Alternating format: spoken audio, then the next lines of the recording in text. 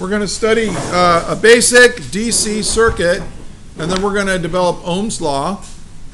And here is the simplest circuit I can think of, and we're basically just going to deal with this today. We'll deal with more complicated stuff later. But here we have a battery, and when you think about it in terms of energy, I think you know that energy is stored in a battery. Now, how much energy is stored in a battery?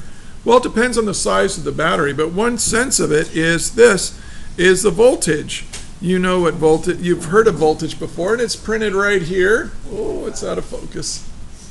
It says 1.5 volts right there on the battery. So we're going to talk about what voltage means. And if I hold this light bulb right here up against the battery, well, nothing's happening. And the reasons nothing's happening is that in order for a circuit to work, it has to have a complete loop. You have to have a closed loop. So I'm going to close, this is an open loop, right? Because there's an opening right here. But if I do this, it'll start to glow, hopefully. Yeah, there it goes. You see that? I need something, I need to put something dark underneath there. Well, I don't have anything, so, but I think you can see it. See, it's glowing right there. Here it is. So try it at your desk. Just get a that, and then open it, and notice that when I open it, the light turns off. Okay.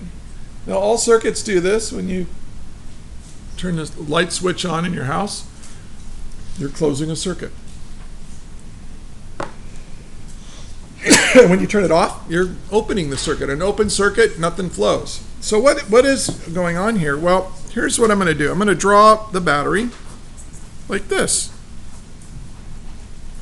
And then here's a wire, and then the wire comes down here, and it's connected to this little thing, and then right here is kind of the glass, and it's got a filament in it, and this is our little tree light, and it just kind of glows when it's a closed circuit. Now, this is really hard to draw. And so any circuit that has a battery in it, well, we actually call one of these an electric cell. If I put more than one of them together, I would have a battery of cells. And then in our language, we just kind of abbreviated that to batteries. But I'm going to draw it like this. And the way you do it is like this is the positive side of the battery, and this is a negative, right? When you have batteries, I don't know if you can see it, but there's a positive right here, and there's a negative right here. They have a positive and a negative side. Then you have a wire coming out, and we just draw wires as straight lines. And then, now here's what a battery does. A battery, or an electric cell, delivers energy to the circuit. There's energy stored in here. And it's a chemical reaction that gives off energy. It separates charge and allows charge to flow through the wire.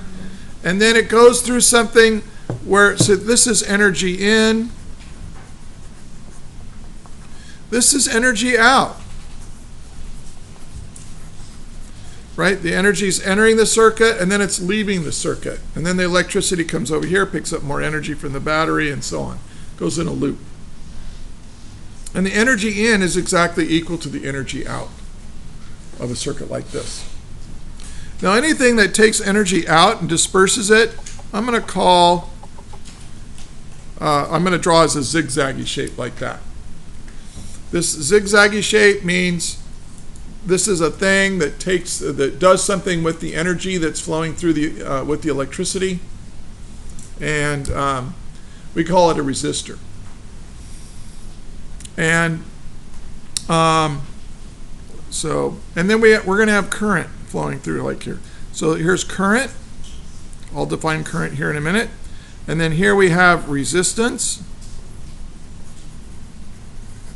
And the battery supplies voltage. And I'm going to define all of these things here in just a minute. But this is kind of the basic, most basic circuit diagram. So we need to define what all of these things are. Let's start off with current. Current is the flow of charge. that's kind of a vague definition. A more precise definition is we use the letter I to represent current. I don't know why we use the letter I. I don't know why. And we used I for rotational inertia, we used I for impulse, and now we're using I for current. Sorry, you just have to know the context. And this is the amount of charge that flows by for every unit time. Charge that flowed by per unit time. And so, now how do we measure charge? Oh, well, let's say charge that flows. We'll call that Q, and then time we're going to call T. And it could be delta Q over delta T. It depends on how they want to write it. So this is the formula, charge per unit time. Let's take a look at units. This is coulombs. Coulomb is a quantity of charge. Just think of a huge basket of electrons. That's a coulomb of charge. So many electrons you can't count them in a human lifetime. It is a precise number. We can figure it out. But it's a big basket of protons if you have positive charge. And then what units do we use to measure time? Seconds. So the amount of charge that flows by in the wire per second, a coulomb per second is called an amp. And we use the letter A to represent amps.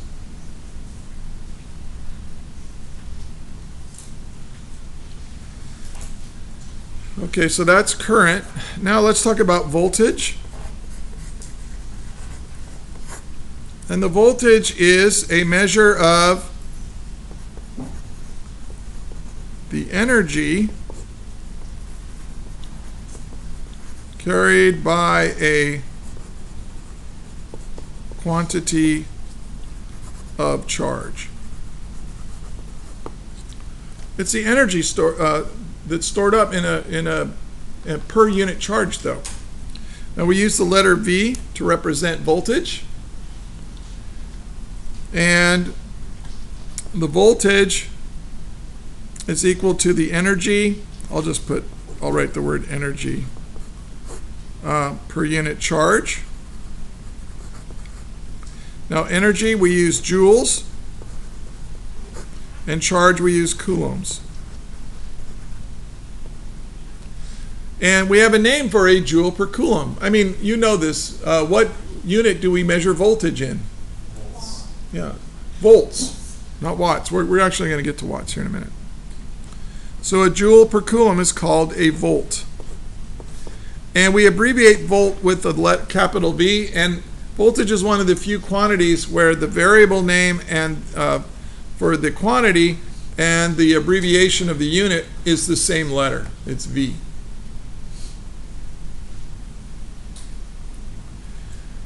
We have voltage, current. Now we need resistance.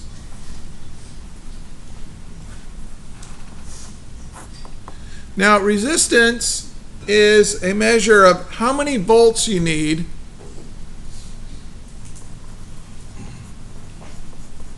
the voltage needed to get 1 amp to flow. So, in other words, if I have a really high resistance, that resistor is saying, "Whoa, you want to get through me? You want to put current through me? It's going to cost you energy." Okay, it's going to, you're going to, like if something has like a resistance of like 20 ohm. Well, we'll define ohms here in a second. Well, let's just go. The voltage needed to get 1 amp to flow. So, voltage by, resistance is defined to be the voltage you need to apply to get, come on, Blake, to get, per current. So it's the ratio of voltage to current. So in other words, if something has a really high resistance, you got to have a big voltage, very high voltage, to get 1 amp of current to flow through.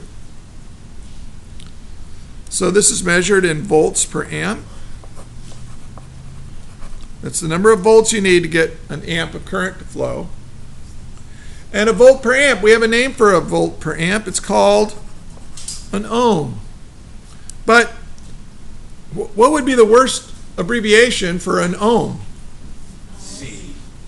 A capital O. Why would that be terrible? Yeah, because it looks like a zero. So I'll say, okay, let's see, R equals 20 ohms. No, that's not going to work. Oh, with the slash. Nope. That's a good idea, but nope. Erase that. We use a Greek O. Oh, great. Omega. Looks like a horseshoe. And so when you see an ohm, that means a volt per amp. Now this is how resistance is defined. And resistance was defined this way by a guy named Ohm. And so they named the unit of resistance after him. Lucky guy. And so this right here, so we're going to multiply both sides by current here. The voltage you need, the voltage that you need to go to push current through a resistor is equal to the current times the resistance. And this right here is Ohm's law. Okay? Ooh, I don't have much time left. I said 15 minutes. I think I'm going to be a liar. Oh, one thing over here. I did have an equation over here. So that was current equals charge per unit time. So that is an equation. Like if you know the current and you know the time, you can figure out how much charge flowed by in your wire.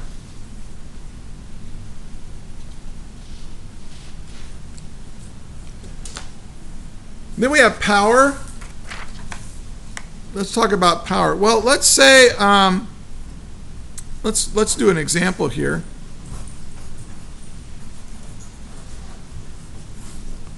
Let's say my voltage, my battery is like a 12-volt battery. Let's say I have a 12-volt battery. Pretty common. And let's say I measure the current. We'll talk about how to do that later. Let's say the current is equal to 3 amps. How much energy is this battery delivering every second? Well, look at this. Imagine I have 12 volts. Well, what is a volt? Well, a volt is a joule per coulomb. It's how many joules. So for every coulomb of charge that goes through that battery, it's going to deliver 12 joules of energy to the world. Okay? Not much energy. But now, what if I multiply that by the current? What is an amp? An amp is the amount of charge that goes by per unit time, coulombs per second. And notice that the coulombs will cancel and I get a joule per second. So think about it. If I deliver 12 joules for every coulomb of charge and I deliver 3 coulombs every second, well, what's 3 times? That's going to be 36. And what's a joule per second? A watt. It's a watt. And so we have power equals voltage times current. And that's one of our equations. And one last thing. I do want to talk about what current is. Let's say I look at a little piece of wire and it's got current flowing through it. Well, copper. These are copper atoms I'm drawing. And of course there's trillions of them in a wire, but I don't have time to draw trillions of them. That would take billions of years. So I'm just going to draw a few of them. Now, here's one thing to remember. These electrons are attracted to the protons in the nucleus of the copper atoms, and there's just as many electrons as there are protons. So the wire is electrically neutral. It doesn't have a net charge.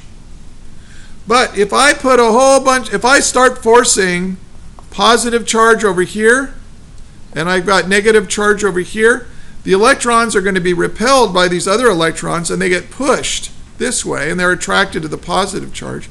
And that's what happens in a battery. In a battery, the battery tends to, well, we got plus over here and minus over here. What actually happens is that the battery separates charge through a chemical reaction, and it forces electrons to move through the wire like this. How hard it pushes depends on the voltage. The higher the voltage, the more charge gets pushed through the wire. However, blame Benjamin Franklin. He messed up. Because we defined what current was before we knew what was actually happening. So even though in this situation the electrons are moving to the left, we say that that we actually define current as being the flow of positive charge. So we pretend like it's positive charge flowing to the right. So current is defined to be the flow of positive charge, even though in reality it's negative charge moving the other way. It doesn't, all the math works the same, it all works great, so we don't have to worry about it, but we pretend like it's positive charge flowing in a wire. So, I did a little example problem here similar to this, but I made this little thing right here, and here are the three equations you need to do to work these problems. We need, our definition of current is charge over time, and you can use capital Q or lowercase q, doesn't matter.